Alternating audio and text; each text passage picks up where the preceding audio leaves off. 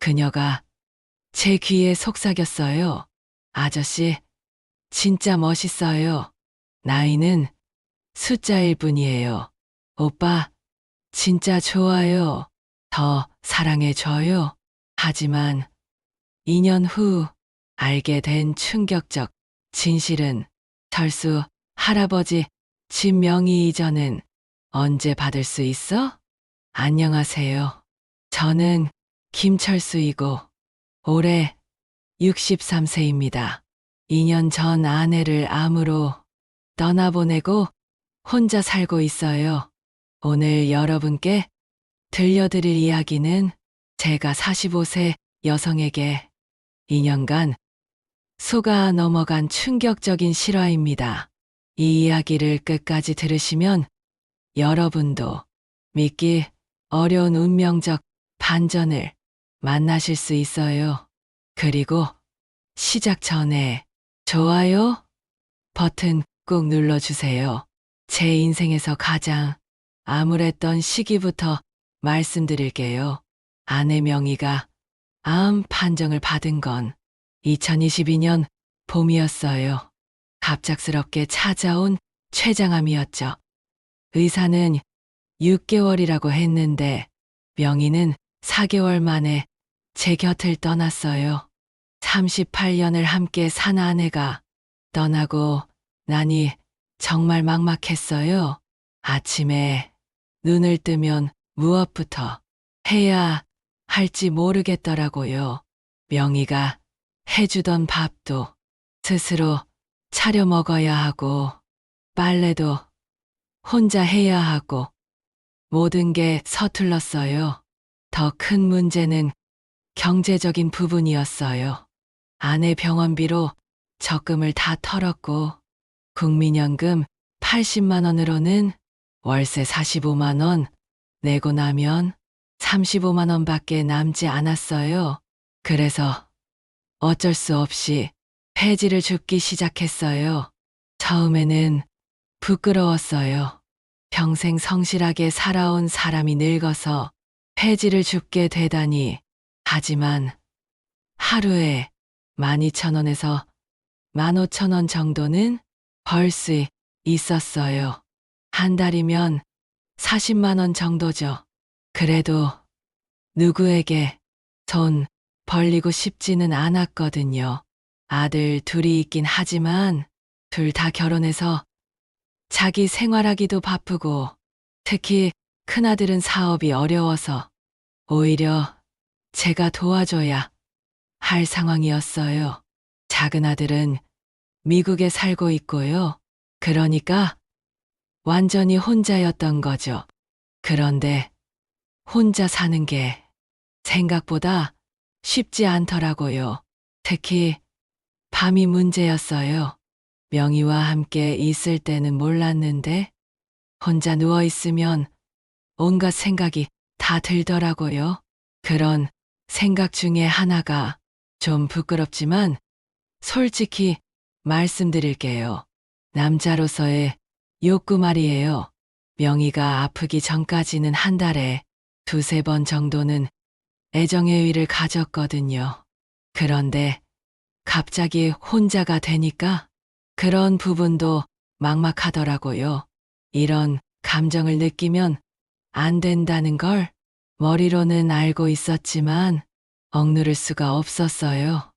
63세라고 해서 그런 욕구가 완전히 사라지는 건 아니거든요.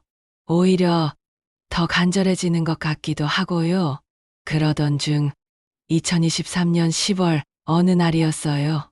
평소처럼 폐지를 주우러 나갔다가 갑자기 가슴이 아파서 동네 병원에 갔어요. 숨이 차고 어지럽더라고요. 병원에 들어서는데 접수대에 있던 간호사가 저를 보더니 깜짝 놀라는 거예요. 어르신, 괜찮으세요? 얼굴이 너무 안 좋으신데요. 그 간호사가 바로 소연 씨였어요. 나중에 알게 된 건데 45세였어요. 얼굴이 동안이라 30대 후반 정도로 보였거든요. 괜찮습니다. 그냥 좀 답답해서요. 혼자 사세요? 이런 증상은 스트레스나 우울증 때문일 수도 있어요. 가족분께 연락드릴까요? 가족은 없어요. 혼자 살아요. 그때 소연 씨 표정이 묘하게 바뀌었어요. 지금 생각해보니 그때부터 계획이 시작된 것 같아요. 제가 혼자 산다는 걸 확인한 거죠. 의사 선생님은 별다른 이상이 없다며 스트레스성이라고 하더라고요. 충분한 휴식을 취하고 규칙적인 생활을 하라고 했어요. 그런데 집에 가려고 하는데 서연 씨가 저를 붙잡더라고요. 어르신, 혹시 약국 위치 아세요? 처방전 받으셨는데 길을 잃어버리시면 안 되니까 제가 안내해 드릴게요. 사실 그 약국은 병원 바로 옆에 있어서 길을 잃을 리가 없었어요. 하지만 소연 씨가 그렇게 친절하게 해주니까 고마웠어요. 혼자 사니까 누군가 관심을 보여주는 것만으로도 마음이 따뜻해지더라고요. 약국에서 약을 받고 나오는데 소연 씨가 물어보더라고요. 어르신, 혹시 식사는 제대로 하고 계세요? 혼자 사시면 제대로 챙겨 드시기 어려우실 텐데. 아, 그냥 대충 끼니 때우고 있어요. 라면이나 김밥 같은 걸로요. 그러시면 안 돼요. 나이 드시면 영양 관리가 정말 중요한데 혹시 괜찮으시면 제가 도시락 하나 싸드릴까요? 정말 깜짝 놀랐어요. 이제 막 만난 사람인데 도시락을 싸주겠다니 이런 친절한 사람이 다 있나 싶었어요. 아니에요. 괜찮습니다. 너무 번거로우실 텐데. 번거로운 게 아니에요. 제가 간호사라서 그런지 아픈 분들 보면 그냥 지나칠 수가 없어요. 특히 혼자 사시는 어르신들은 더욱 그래요. 그렇게 해서 소연 씨가 도시락을 싸주기 시작했어요. 병원 일 끝나고 집 근처 편의점에서 만나서 도시락을 주고받았어요. 정말 맛있게 잘 만들더라고요. 집밥 같은 따뜻한 맛이었어요. 며칠 지나지 않아서 우연히 마트에서 다시 만났어요. 아니, 지금 생각해보니 우연이 아니었을 수도 있어요. 서연 씨가 제가 자주 가는 마트를 파악하고 있었을지도 모르거든요. 어? 철수 아저씨, 여기서 뵈네요. 아저씨라고 부르는데 기분이 좋더라고요. 할아버지가 아니라 아저씨라니 그것만으로도 젊어진 기분이었어요. 아, 소연 씨, 안녕하세요. 그때 도시락 정말 맛있게 잘 먹었어요. 다행이에요. 그런데 아저씨, 혹시 시간 있으시면 커피 한 잔 하실래요? 제가 커피 한 잔 사드리고 싶어요. 커피숍에 앉아서 이야기를 나누는데 소연 씨가 자기 이야기를 해주더라고요. 5년 전에 이혼했다고 했어요. 남편이 바람을 피워서 이혼했는데 그 이후로 혼자 살고 있다고 하더라고요. 저도 외로움이 뭔지 알아요. 아저씨처럼 혼자 사는 게 얼마나 힘든지. 특히 밤에 혼자 있으면 정말 외롭잖아요. 그 말을 듣는 순간 가슴이 뜨거워졌어요. 나를 이해해주는 사람이 있다는 게 그렇게 고마울 수가 없더라고요.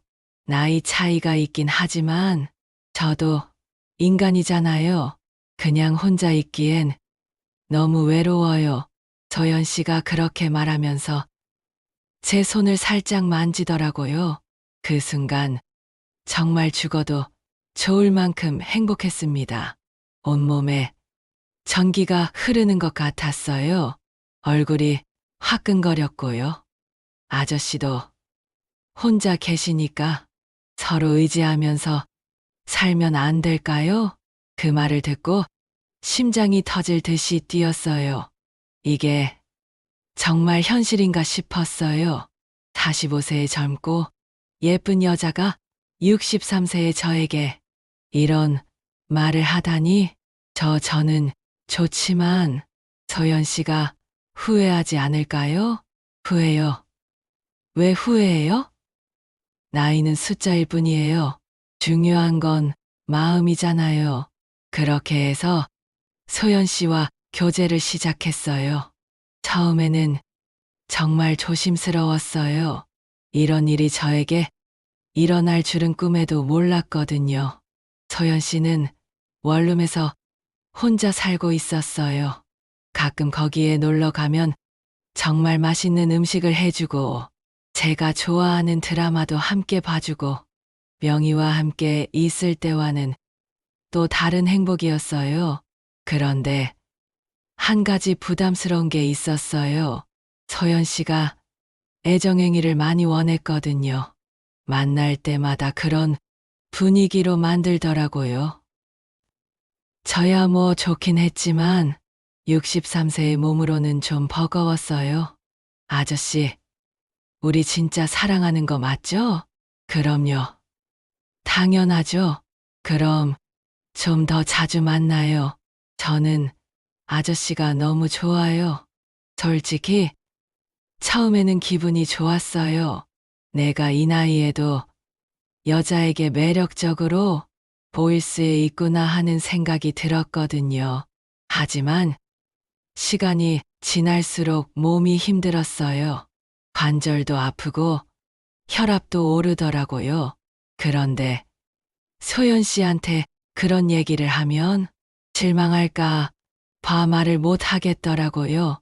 윤활제도 사서 써봤지만 쉽지 않았어요. 그러던 어느 날 소연 씨가 갑자기 제안을 했어요. 사귄 지 3개월 정도 됐을 때였어요. 아저씨, 우리 함께 살까요? 함께 살자고요? 네, 이렇게 따로 사는 게 너무 힘들어요. 아저씨도 혼자 계시고, 저도 혼자고, 함께 살면 서로 돌봐줄 수 있잖아요. 생각해보니 나쁘지 않은 제안 같았어요. 혼자 사는 게 이렇게 외로운 줄 몰랐거든요. 게다가 소연 씨가 요리도 잘하고 집안일도 잘하니까 좋은 생각이네요. 그런데 어디서 살까요?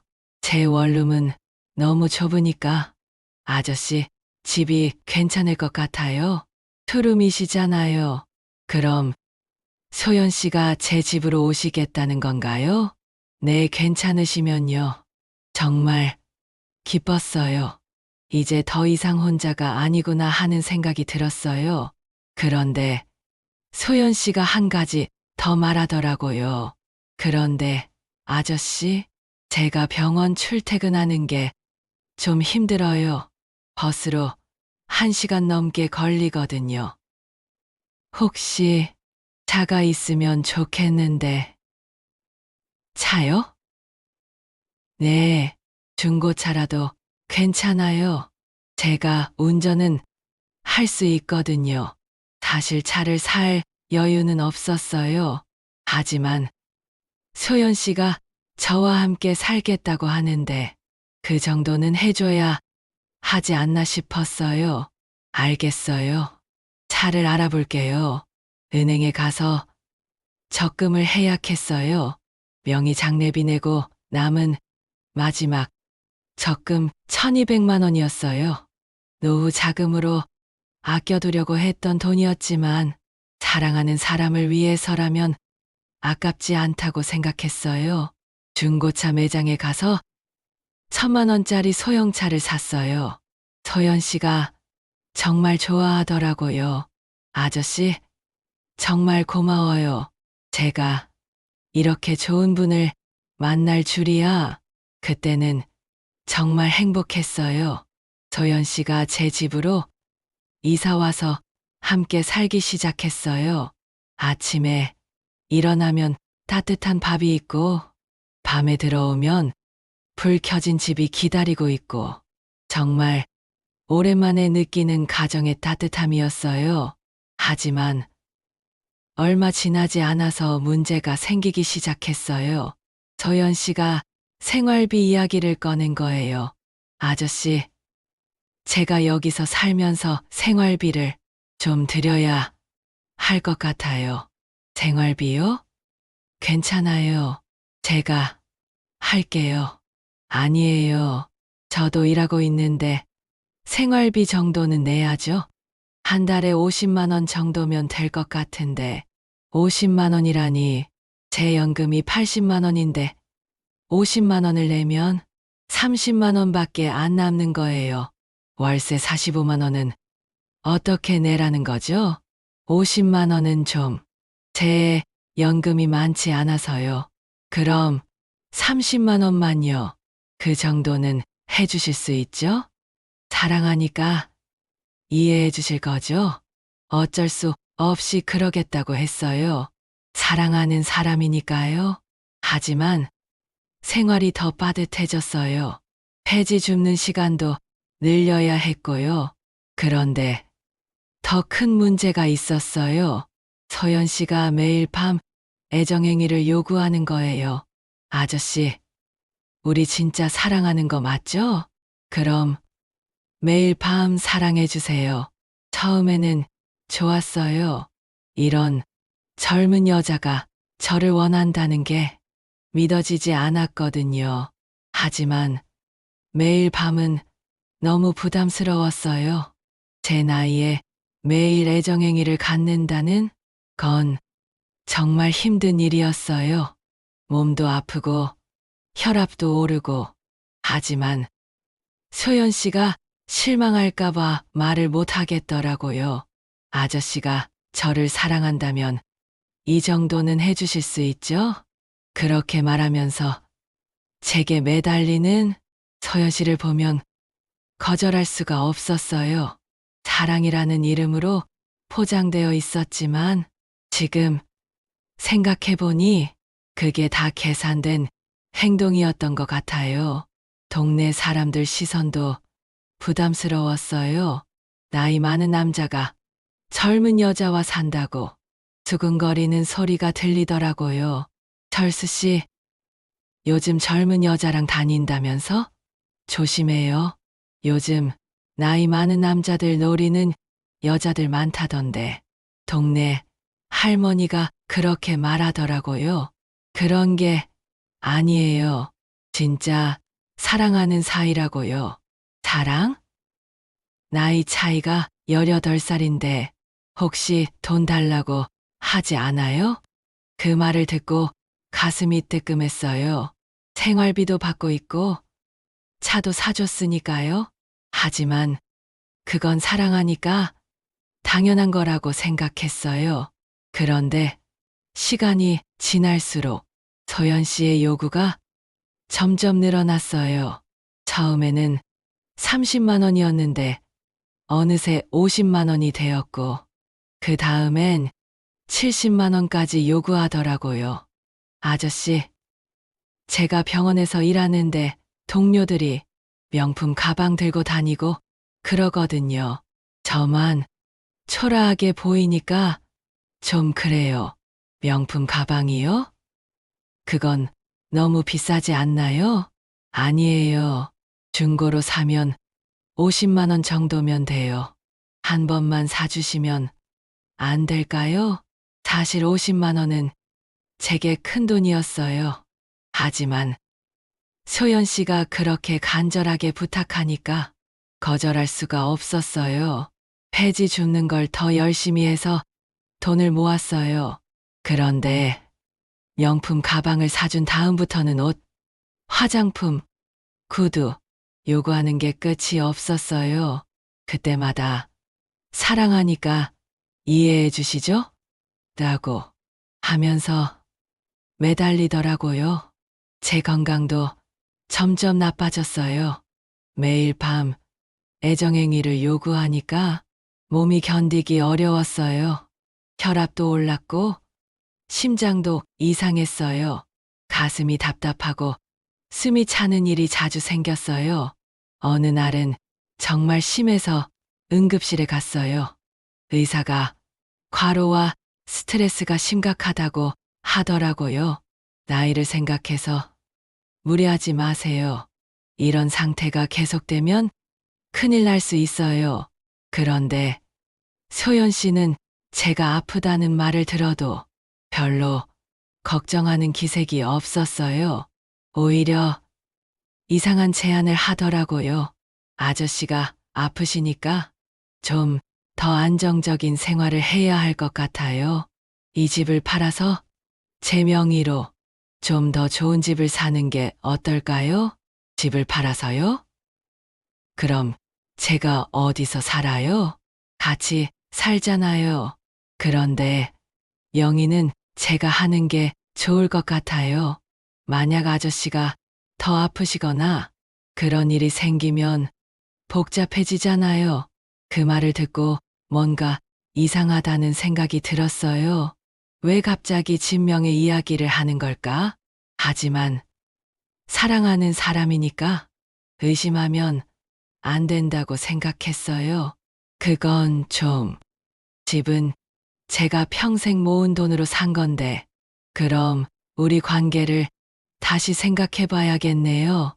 사실 병원에 저를 좋아하는 의사 선생님도 있거든요. 그분은 저에게 이런 걸 요구하지 않아요. 다른 남자 이야기가 나오니까 가슴이 철렁했어요. 서연 씨를 잃을 수도 있다는 생각에 무서웠어요. 알겠어요. 생각해 볼게요. 그렇게 말해놓고는 며칠 동안 고민했어요. 정말로 집을 팔아야 하는 건가? 하지만 소연 씨 없이는 다시 혼자가 되는 건데, 그건 너무 외로울 것 같았어요. 그러던 어느 날 소연 씨가 화장실에 간 사이에 핸드폰이 울렸어요. 평소에는 절대 안 보는데 그날은 왜 그랬는지 모르겠어요. 호기심에 화면을 봤어요. 메시지가 와 있었는데 제가 본 내용은 정말 충격적이었어요. 소연아, 철수 할아버지는 어때? 진명이 이전은 언제 받을 수 있어? 이번에는 꼭 성공해야 해. 그 순간 온 세상이 무너지는 것 같았어요. 가슴이 덜컹했습니다. 얼굴이 화끈거렸어요. 손이 떨리고 머리가 하얘졌어요. 소연 씨가 화장실에서 나오더니 제 표정을 보고 깜짝 놀라더라고요. 아저씨, 왜 그래요? 얼굴이 새하얀데. 소연 씨, 이게 뭔가요? 핸드폰을 보여주니까 소연 씨가 당황하더라고요. 아, 그게 그냥 장난으로 한 얘기예요. 장난이요? 철수 할아버지라고 하고 진명이 이전 이야기를 장난으로 해요? 아저씨, 오해하지 마세요. 정말 아무것도 아니에요. 하지만 더 이상 속을 수는 없었어요. 탐정사무소를 찾아가서 소연 씨에 대한 조사를 의뢰했어요. 제가 가진 마지막 돈 100만 원을 주고요. 일주일 후 탐정으로부터 받은 조사 결과는 정말 충격적이었어요. 소연 씨가 지난 5년간 비슷한 수법으로 7명의 중년 남성을 상대로 사기를 쳤다는 거였어요. 첫 번째 피해자는 58세 호랍이었는데 2년간 3천만 원을 뜯어갔다고 했어요. 두 번째 피해자는 65세 사별 남성이었는데 건물 지분 30%를 넘겨받고 사라졌다고 하더라고요. 세 번째부터 7번째까지도 모두 비슷한 패턴이었어요. 중년 남성들의 외로움을 이용해서 접근하고 사랑한다며 돈을 요구하고 마지막에는 부동산까지 넘겨받는 수법이었어요. 탐정이 보여준 자료를 보니까 소연 씨의 진짜 이름도 다르더라고요. 김소연이 아니라 박미경이었어요. 나이도 45세가 아니라 49세였고요. 어르신, 이 여자는 전문적인 사기꾼입니다. 외로운 중년 남성들만 골라서 접근해요. 지금까지 총 7명의 피해자가 있고 피해 금액만 2억 원이 넘어요. 그 순간 정말 어지러웠어요. 지난 6개월이 모두 거짓말이었다는 게 믿어지지 않았어요. 그 따뜻한 말들, 사랑한다는 고백들, 함께 보낸 시간들이 모두 연기였다니. 집에 돌아와서 소연 씨와 마지막 대화를 했어요. 소연 씨, 아니, 미경 씨, 이제 그만 끝내죠. 무슨 소리예요? 갑자기 왜 그래요? 다른 남자들 이야기 좀 해주실까요? 58세 호라비분, 65세 사별 남성분, 그분들 말이에요. 그제서야 소연 씨, 아니 미경 씨가 표정이 바뀌더라고요. 뭐? 어디서 들었어요? 탐정사무소에서 조사했어요. 박미경 씨, 진짜 나이 49세. 지난 5년간 7명의 피해자, 모든 걸 다 알고 있어요. 미경 씨가 갑자기 돌변하더라고요. 그동안 보여줬던 상냥한 모습은 온데간데 없고 차가운 표정이 되었어요. 그래요. 맞아요. 다 계획이었어요. 그런데 어쩔 건데요? 왜 이런 짓을 해요? 왜요? 돈 때문이죠. 당신 같은 늙은이들이 젊은 여자한테 관심 받고 싶어 하니까 이용한 거예요. 그 말을 듣고 정말 충격이었어요. 6개월 동안 진짜 사랑인 줄 알았는데, 그럼 지금까지 모든 게 거짓말이었다는 거네요? 거짓말이라기보다는 비즈니스였죠? 당신도 좋았잖아요. 젊은 여자와 밤마다 잠자리를 가질 수 있어서 너무 잔인한 말이었어요. 제 감정을 완전히 우롱하는 거였어요. 이제 경찰서에 신고할 거예요. 신고요? 좋아요. 하지만 저는 끝까지 갈 거예요. 위자료 1억 원 받을 거예요. 6개월 동안 늙은이랑 잠자리한 보상으로요. 정말 뻔뻔했어요. 사기를 쳐놓고 오히려 위자료를 요구하다니. 녹음했어요. 방금 하신 말씀 다요. 뭐? 녹음을? 네, 증거로 쓸 거예요. 그제서야 미경 씨가 당황하더라고요. 하지만 이미 늦었어요. 다음 날 바로 경찰서에 신고했어요. 다른 피해자들과도 연락이 닿아서 함께 고발장을 제출했어요. 미경 씨는 결국 구속되었고 재판에서 징역 3년을 선고받았어요. 하지만 제가 사기당한 돈은 거의 돌려받지 못했어요. 차도 팔렸고 적금도 다 털렸고 결국 다시 혼자가 되었어요. 이번에는 더 초라한 모습으로요. 동네 사람들의 시선도 부담스러웠어요. 사기당한 할아버지라는 소문이 퍼져서 어디를 가도 수근거리는 소리가 들렸어요. 철수 씨가 젊은 여자한테 속아서 돈 다 털렸다더라. 그러게 나이도 모르고. 그런 시선들이 너무 견디기 어려웠어요. 집에만 있기도 답답하고 나가면 사람들이 수근거리고 정말 어디로 가야 할지 모르겠더라고요. 그렇게 2년이 지났어요. 2025년 가을이었어요. 그동안 저는 우울증으로 고생했어요. 병원에서 약도 처방받고 상담도 받았지만 쉽게 회복되지 않았어요. 사기당한 충격도 컸지만 그보다 더 큰 상처는 믿음이 깨진 거였어요. 사람을 믿을 수 없게 된 거죠. 누군가 친절하게 대해주면 혹시 또 속이려는 건 아닐까 하는 의심부터 들었어요. 그러던 어느 날 아침이었어요. 평소처럼 폐지를 주우러 나갔는데 갑자기 가슴이 조여오더라고요. 숨이 차고 식은땀이 났어요. 이번에는 진짜 심각했어요. 동네 사람이 저를 발견하고 119에 신고해 주었어요. 구급차에 실려서 응급실로 갔는데 의식이 희미한 상태였어요. 환자분, 의식이 있으세요? 지금 응급수술을 해야 합니다. 수술복을 입은 의사가 달려와서 저를 살펴보더라고요. 의식이 흐릿한 상태에서도 그 목소리가 어디서 들어본 것 같다는 생각이 들었어요.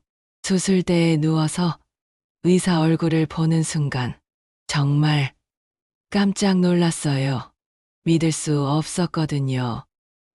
잠깐, 선생님이 소연 씨? 그 의사가 바로 미경 씨였어요. 2년 전에 저를 속인 그 여자가 의사 가운을 입고 제 앞에 서 있는 거였어요. 죄송합니다, 아버님. 지금은 응급 상황이니까 수술이 먼저예요. 개인적인 이야기는 나중에 해요. 정말 어이가 없었어요. 저를 사기친 사람이 이제 와서 제 목숨을 구한다고? 하지만 죽을 위기였으니까 어쩔 수 없이 수술을 받아야 했어요. 수술은 4시간 정도 걸렸어요. 심장에 문제가 있어서 스텐트 시술을 받았다고 했어요. 다행히 수술은 성공적이었어요. 수술 후 병실에서 깨어났을 때 미경 씨가 제 곁에 앉아 있었어요. 의사 가운을 입고 있으니까 2년 전과는 완전히 다른 모습이었어요. 아버님, 다행히 수술이 잘 됐어요. 큰 위험은 넘겼습니다. 당신이 정말 의사예요? 네, 저는 정말 의사입니다. 심장내과 전문의예요. 그럼 2년 전에는 왜? 미경 씨가 깊은 한숨을 쉬더라고요. 아버님께 사과드려야 할 말이 너무 많아요. 시간을 좀 내주실 수 있나요? 그렇게 해서 미경 씨로부터 진짜 이야기를 들었어요. 정말 충격적인 내용이었어요. 미경 씨는 정말 의사였어요. 의대를 나와서 심장내과 전문의까지 받은 엘리트였어요. 그런데 5년 전에 큰 의료사고가 있었다고 해요. 수술 중에 환자가 사망한 거였어요. 미경 씨의 실수는 아니었지만 그 환자가 어린아이였고 언론에서 크게 다뤄져서 미경 씨가 모든 책임을 지게 되었다고 해요. 그때 정말 힘들었어요. 의사 면허 정지는 기본이고 언론에서는 저를 살인자라고 했어요. 환자 가족들은 협박까지 했고요. 그 일로 남편과도 이혼하게 되었다고 해요. 남편이 사회적 압박을 견디지 못하고 이혼을 요구했다고 하더라고요. 의사 면허도 정지되고 남편과도 이혼하고 정말 절망적이었어요. 그때 우울증이 심해져서 정신과 치료도 받았어요. 그러던 중에 나쁜 사람들을 만나게 되었다고 해요. 의료진 출신이니까 신뢰도가 높다며 사기 조직에 끌어들인 거였어요. 처음에는 거절했는데 생활이 너무 어려웠어요. 의사 면허도 정지된 상태에서 할 수 있는 일이 없었거든요. 그렇게 해서 2년 동안 사기 조직의 일원으로 활동했다고 해요. 저를 포함해서 7명의 피해자를 만든 거였어요. 정말 죄송해요. 변명의 여지가 없어요. 아버님께 드린 상처가 얼마나 큰지 미경 씨가 눈물을 흘리면서 사과하더라고요. 그런데 이상했어요. 2년 전에 저를 속일 때와는 완전히 다른 모습이었어요. 진짜 후회하는 것 같았어요. 그럼 지금은 어떻게 의사가 되었어요? 감옥에서 나온 후에 정신과 치료를 제대로 받았어요. 그리고 피해자분들께 하나하나 찾아가서 사과드렸어요. 미경 씨는 출소 후에 피해자들을 모두 찾아가서 무릎을 꿇고 사과했다고 해요. 그리고 자신이 벌 수 있는 모든 돈으로 피해 보상을 했다고 하더라고요. 아버님은 마지막에 찾아뵐 예정이었어요. 가장 죄송한 분이셔서 용기가 나지 않았어요. 그리고 1년 전부터는 무료 진료 봉사를 하면서 의사면허 복원을 위해 노력했다고 해요. 의료진 심사위원회에서 진정성을 인정받아서 지난달에 의사면허를 되찾았다고 하더라고요. 지금 이 병원에서 레지던트로 다시 시작했어요. 처음부터 다시 배우는 마음으로요. 그 이야기를 듣고 복잡한 기분이었어요. 분명히 저를 속인 사람이지만 지금은 정말 후회하고 있는 것 같았어요. 아버님이 오늘 응급실에 오신 걸 보고 정말 운명이라는 생각이 들었어요. 제가 아버님의 목숨을 구할 수 있다니 미경 씨는 그게 하나님이 주신 기회라고 생각한다고 했어요. 자신이 저지른 죄를 조금이라도 갚을 수 있는 기회라고요. 며칠 후 퇴원할 때 이경 씨가 제게 봉투 하나를 주더라고요. 이게 뭐예요? 아버님께 보상해드려야 할 돈이에요. 다 모으지는 못했지만 일단 500만 원입니다. 이런 거 받을 수 없어요. 받으세요. 제가 드린 피해에 비하면 터무니없이 적은 금액이지만 앞으로도 계속 갚아나갈 거예요. 그리고 미경 씨는 앞으로 제 건강을 책임지겠다고 했어요. 정기 검진도 무료로 해주고 약값도 자기가 대신 내겠다고 하더라고요. 아버님께 평생 죄송하겠지만 그래도 이제는 진짜로 도움이 되고 싶어요. 처음에는 받아들이기 어려웠어요. 저를 속인 사람이 이제 와서 도움을 주겠다니. 하지만 시간이 지나면서 미경 씨가 정말 변했다는 걸 알 수 있었어요. 정기 검진을 받으러 갈 때마다 미경 씨는 정말 친절했어요. 2년 전에 저를 속일 때와는 완전히 다른 진짜 의사로서의 모습이었어요. 아버님, 혈압이 많이 좋아지셨네요. 약도 잘 드시고 계시고 건강 관리 정말 잘하고 계세요. 그리고 가끔은 병원 끝나고 커피를 마시면서 이야기도 했어요. 과거 이야기, 현재 이야기, 진솔한 대화였어요. 아버님, 그때 정말 죄송했어요. 아버님의 외로움을 이용해서 용서받을 수 없는 일이었어요. 이제 그만해요. 과거 일이니까. 아니에요. 제가 평생 기억해야 할 일이에요. 그래야 다시는 그런 실수를 하지 않으니까요. 그런 대화를 나누면서 점점 미경 씨에 대한 미움이 사라져 갔어요. 물론 처음에는 어려웠어요. 하지만 사람은 변할 수 있다는 걸 느꼈어요. 그리고 6개월 정도 지났을 때 미경 씨가 고백을 했어요. 아버님, 죄송한 말씀이지만 지금 제 마음은 2년 전과 달라요. 무슨 말씀이세요? 2년 전에는 정말 거짓말이었어요. 하지만 지금은 진짜예요. 아버님을 정말 좋아해요. 정말 놀랐어요. 자신을 속인 사람이 이제 와서 진짜 사랑한다고? 이경 씨, 그런 말씀 하시면 안 돼요. 알아요. 제가 할 수 있는 말이 아니라는 거. 하지만 정말이에요. 지금은 아무 조건 없이 순수하게 아버님을 좋아해요. 미경 씨는 나이 차이나 과거는 중요하지 않다고 했어요. 진정한 사랑 앞에서는 모든 경계가 무의미하다고 하더라고요. 저는 이제 49세고 아버님은 65세세요. 16살 차이지만 저에게는 중요하지 않아요. 처음에는 믿을 수 없었어요. 또 속이는 건 아닌가 하는 의심도 들었고요.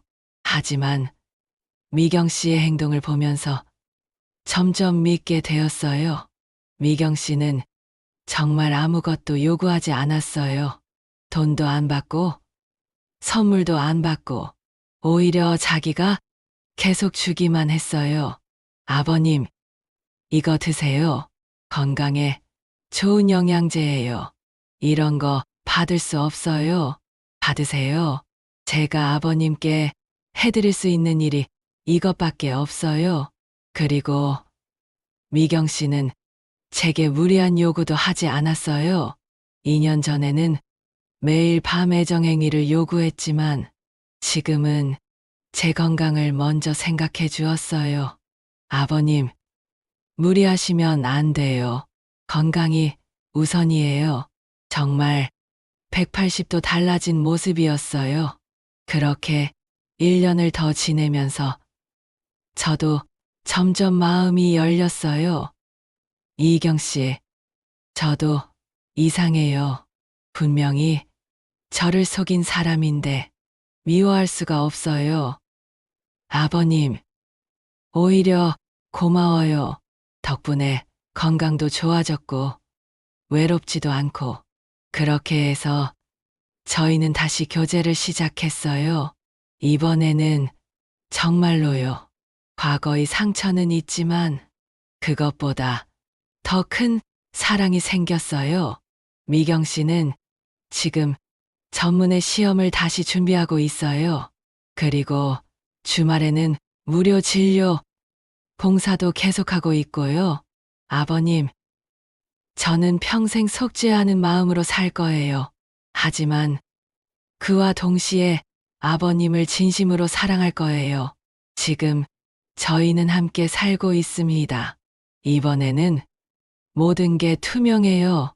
경제적인 것도 각자 부담하고 집 명의도 그대로 제 것이고 정말 순수한 사랑만 남았어요. 동네 사람들은 아직도 수근거려요. 또 속는 거 아니냐. 정신 차리라고 하는 사람들도 있어요. 하지만 저는 확신해요. 이번에는 진짜라고요. 사람은 변할 수 있어요. 미경 씨처럼 잘못을 저지른 사람도 진심으로 반성하고 노력하면 변할 수 있다고 생각해요. 물론 쉽지 않았어요. 처음에는 의심도 많이 했고 상처도 아물지 않았고 하지만 시간이 지나면서 진짜 사랑이 뭔지 알게 되었어요. 미경 씨가 말했듯이 나이는 정말 숫자일 뿐이에요. 65세와 49세, 16살 차이지만 저희에게는 중요하지 않아요. 중요한 건 서로를 아끼는 마음이니까요.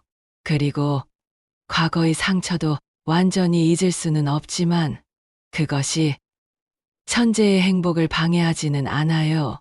오히려 그 상처가 있었기 때문에 지금의 진짜 사랑을 더욱 소중하게 느낄 수 있는 것 같아요.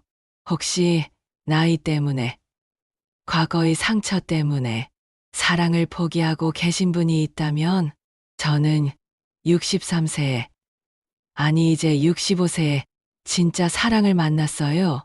속임수도 있었고 아픔도 있었지만 결국 모든 일에는 의미가 있었습니다. 사람을 믿는다는 것, 사랑한다는 것은 위험한 일이에요. 상처받을 수도 있고 속을 수도 있어요. 하지만 그럼에도 불구하고 사랑할 가치가 있다고 생각해요.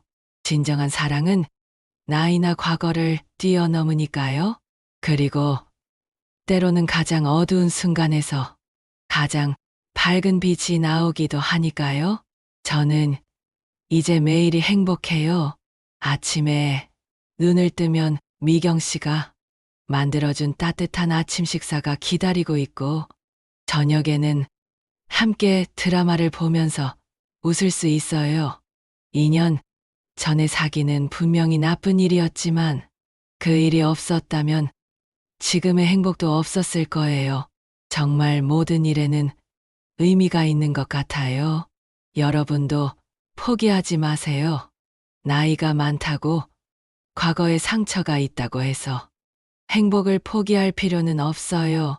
저처럼 65세에도 새로운 사랑을 만날 수 있으니까요. 끝까지 들어주셔서 감사합니다. 여러분 모두 행복하세요.